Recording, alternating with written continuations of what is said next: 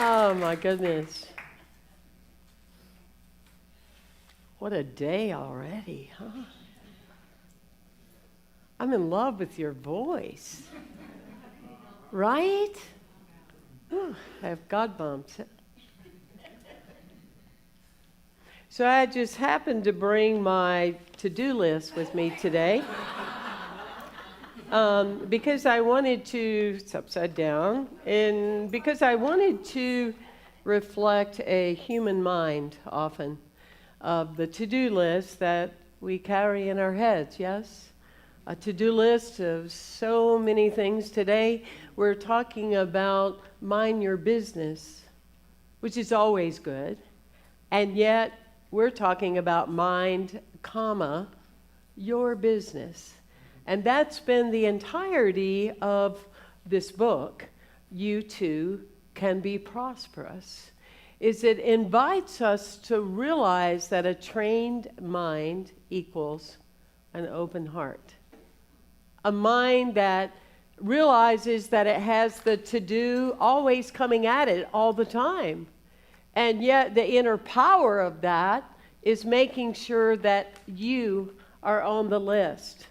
On your to-do list that you make, it needs to be, ought to be, could be, and being a manifesting person, it could be that you have your name on the list a number of times. In traveling in my 30s, not long ago, to all over the U.S., all over the UK, and teaching tens of thousands of people stress management. Took me a couple years to realize that I was basically doing the course for me, okay? But that being said, I realized that there is one common thread with all of the most stressed people that you'll ever meet in your life. And I'm talking about stress that affects our immune system, stress that gives us that look on our face like this. You're home, but you're not home. There's one thing, and that is that we as adults make promises to ourselves and we don't keep them. Everybody breathe. You make promises to yourself and you don't keep them. So there's a way to sit with that with mind, comma, your business is don't make promises to yourself you're not going to keep.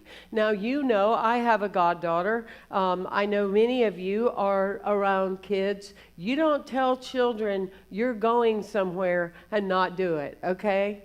I asked my little goddaughter, you know, what does she want for her birthday? And it's a hotel stay, the shuttle to Magic Kingdom. Can you imagine? And that's what she wants. And that's what she'll get. So, and you can't do that in your humanity. Well, you can do it, but it impacts you. And so it's very important. The other mantra we live in that it kind of got adapted by a group of people and everybody else just started modeling it. If you ask somebody, how are you doing? I'm so busy. I'm so busy. Oh my gosh, I'm so busy. And then what happens is we start one-upping each other. Oh yeah, I get it. I'm busy too. And I've been here and I've been there and I'm busy and I'm busy. And the thing of it is, as a Unity student, is we are not victims. Say that with me. We are not victims. We co-create our world. So it's very incongruent with who we are in co-creating our world because we choose what we put on the calendar, do we not? We choose what we put on the calendar. So rather than saying, I am busy, which brings your energy down in your body and it feels like too much, allow yourself to stand there and go, I've been real creative lately. Say that with me. I've been real creative lately. Because then I'm taking ownership. Does that connect with you? I'm taking ownership. You know, it's like those people that answer the phone and then tell you they can't talk. What is that? Hello, I can't talk to you right now. Okay. So we have these moments of exactly, but see, I can't say that. I'm a minister. So I can tell them to call you next. No, it's the energy of just an awareness. And I've enjoyed so much this book because it's just every now and then a little shape shifting that allows us to expand our consciousness, but most importantly, our heart. You know, when you take the word stressed and you spell it backwards, do you know what you have? Desserts. Desserts. So when you're into this languaging or feeling that you just have, and especially now in our culture and all the things that are going around us, we have all these computer windows open up in our head and things like that. Remind yourself it's time for desserts. Again, as children, they were put in there, going out for PE, you know, work, doing things, going and getting ice cream. Are all of you giving yourself enough of that? That would be the question. Are you giving yourself enough of that? Let's take a deep breath. Having fun, lightening up is so important. And the book makes reference to that, and also it's likened to the teachings of Myrtle Fillmore. That you work with, instead of spending time praying something out of your life, pray you into the experience. In other words, if you're saying, oh, the cost of things now is so much, and well, how did it get that way? And, and your mind is going through all this chatter, and it's probably somebody else that's in charge about something. And one day, and it's because of that, making up a narrative that half the time we don't even know what we're talking about. But what we have control over is praying ourselves into the experience. I will make good choices in my life. And I am an affluent, abundant person. I will adjust to anything around me because I am inheriting the goodness of the divine. You see the difference? One takes my energy, the other offers me the opportunity to have more of it. Very different distinction. It's like into a group of people, they walked over to Jesus and they were talking about the blind man. And they said, is he blind because of something he did? Is he blind because of something his family did? Which is where we usually always go. It's me, it's them, it's those. And Jesus said, no, it's a third option. I don't think they used words back then, but anyway, it's a third option. It's a third option. It's to teach love and compassion. Things that greet us, that meet us in different outfits, allow us the opportunity to look at our love vibe and how much can we love and how much can we allow. Yes? And Myrtle said that your mind is your business because you are the divine and you have the Christ mind, not your SAT score, which we put so much importance on when you're growing up and in school, right? That was so important.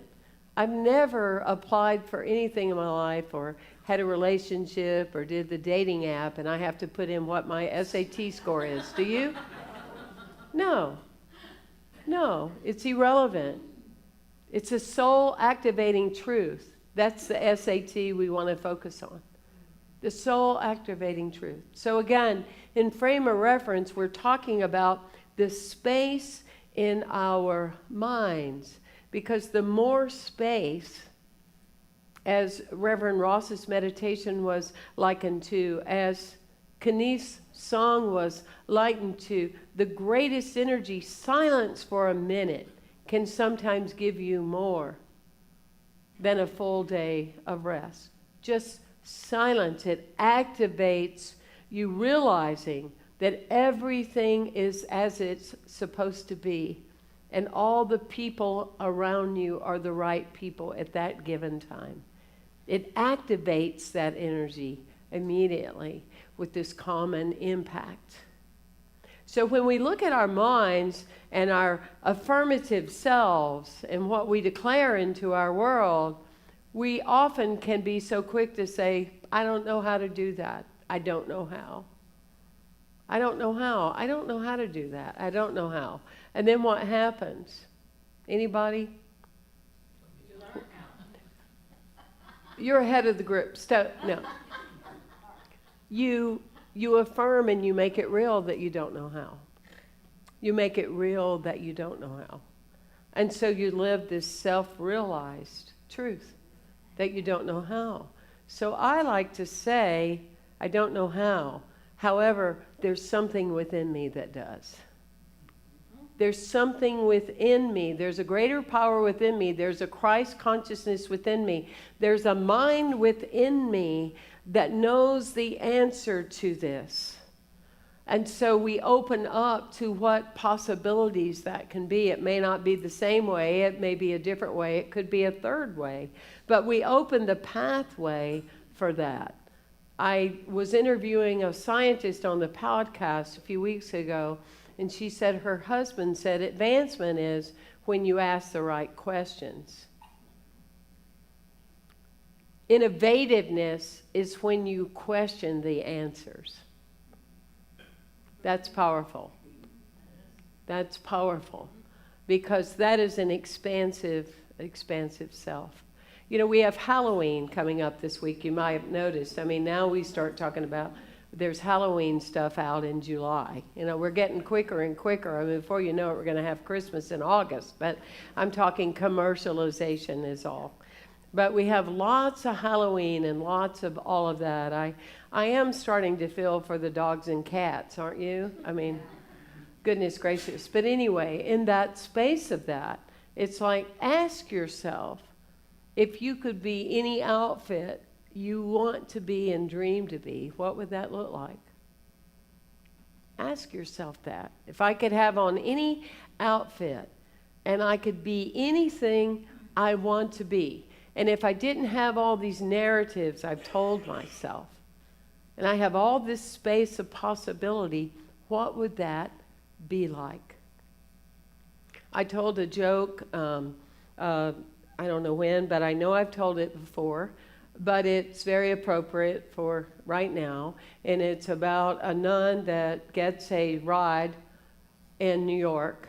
Cab driver picks her up, nun's in the back seat, and in a minute, the nun looks at the cab driver and says, you're kind of staring at me. And he goes, oh, I apologize.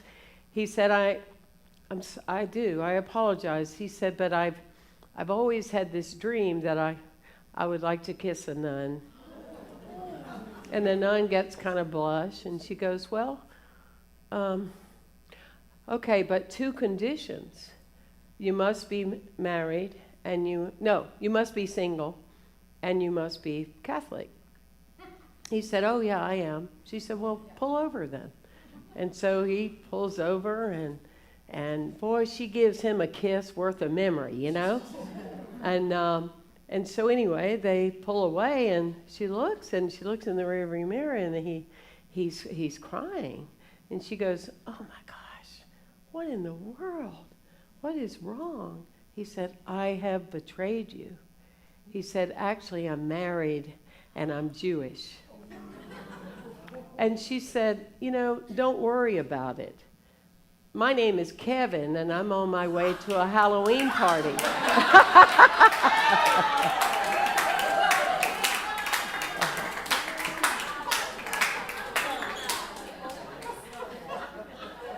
So you know that there's a lot of improvisation going on around us. There's a lot of pretentiousness often going on around us. And so to step into then that energy of that authentic self. And now we're really attentive to it with AI because we see imagery that certainly isn't true. We see things that aren't real. We really want to use that inner wisdom to measure, you know, what is so. I was watching last night, Reverend Michelle Hubbard is a good friend of mine, and she's all about Christmas movies on Hallmark. And I thought, well, I can expand my awareness. I mean, it's the same story in every movie. Are you with me? Boy gets girl, he loses girl and he gets girl back at the end. I mean, it's just, so anyway, I'm going to stick on my energy. But anyway, so I thought she must be on to something. So I sit down yesterday afternoon with my new 4.5-month-old puppy, and we're watching this this movie. Would you believe that one of them volunteered at a shelter, and my new puppy thinks the dogs and the TV are real? To him, they were real. And he barked and he looked, and when they would move, he would go over to the side, and it was just like he was so there. But you know, we do that. We do that. We adapt to things assuming they're real, and they're not. We adapt to narratives we tell ourselves, to stories that we tell ourselves, and there's no truth to them whatsoever. People, sometimes families, sometimes go back 30, 40 years later and say, what did you think? What did you see? What did you feel? And it wasn't the way it was at all. It had absolutely nothing to do with the story that we told ourselves. So mind, your business is everything, because it continues to show up with people, new things, so we get to live it again, so we can have a change in what we have believed about it, right? And I was telling someone the other day, because when you hang out with people, you adapt to some of their ways. You can mirror, some of their ways. I would love to see in healthcare, when people have a stroke, that they don't put them with people with worst case scenarios, so they can see a mirror of hope, see a mirror of something. That's why I continue to show up in community, is because we can mirror that we're getting younger every time we gather. You don't believe me? You watch somebody. Think about somebody that you've known that was thriving, that was dynamic, that was amazing. And all of a sudden, they get around some people or relatives that start saying, you're old. And they start saying that, and watch how fast they go downhill. Why is that? Because they're living a non-truth. And you can adapt to that. It's so important when you mind, your business, that you balance your life. You have people that can run circles around you, and you have people that you run circles around. And you don't get into this identification that's a falsehood that is so not necessary. When we die, we ought to just zap ourselves out and leave our shoes where they are. Yes, forever young. Forever young. So I was telling someone the other day, I said, yeah, you adapt to people. And I said, here I am, I'm in ICU. I just got out of major surgery, jaw surgery. My mouth's wired together. I can't talk. And I had prepped and got everything I needed. And I got myself one of those little eraser boards. Remember those when you were kids? You write on them, then you lift it up, and then, and then you can do something else. Well, so I'm telling my mother on this. I'm writing it out since I can't talk, and I'm saying I need more pain stuff, right? And so she takes the eraser board from me, and she starts to write me back. I said, oh. She went, oh, that's right, I can hear, that's right. But we adapt. And when we create the space, and that to me was one of the most exhilarating things about the New Thought teaching, about the unity teaching, is that we are an individualized expression of God. What has happened to you may never happen to me. What has happened to me may never happen to you. And this is where, as a society, we started shrinking in our own consciousness and in our culture. Is there's the tendency to one size fits all, and it's not possible. It's both and. You be you, I be me, and in the middle there's this something, and we have it together. Yes? Yes. So that's that space. I also think about when we're talking about wealth. I used to tell this to my students in Science of Mind every year, and they'd have the biggest laugh, And you may too, but I still want you, before you negate it, I want you to think about it. How many of you have trash cans at home? All sizes, right? Yeah. How many of you wait and wait and wait and wait and you finally empty it, yeah? Right? And how many of you, like once you empty it, you're just so concerned because will you ever have enough trash to fill that trash can again? Do you fret over it? Oh, my poor little trash can, it's all by itself. How long will it be empty? Yes? And you fret about it, you're concerned about it, right? No. Often what happens is once you empty it, and nature abhors a vacuum, it fills right back up. And you wonder where all that stuff come from. It was all waiting, yes? That's your checking account. When you share your good, when you pay those people that trusted you, when you share, when you give out with people, when you go buy yourself something, whatever you do, and you're leaving space, it comes right back in. Now, I know you're a different group because you live in Santa Barbara. But I'm telling you, think about that. Don't negate it. Sit with it, because there's something to that. We make it funny because I like to learn being funny, because goodness knows if Sirius taught us something, we would all evolve to the next karma. Are you with me? So, remember what John Lennon taught when he said his mother taught him that the secret of life is happiness. And so in the first grade, when the teacher gave him an assignment and said, what is the secret to life? John Lennon said, happiness. And she told him, you don't understand the assignment. And he told her, you don't understand life. Unity understands life.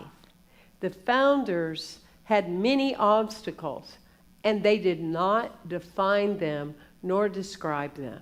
They doubled their life expectancy. They created an energy and a belief system that we can all benefit from. Thank you for coming today. Thank you. Thank you for being here. Thank you. Thank you.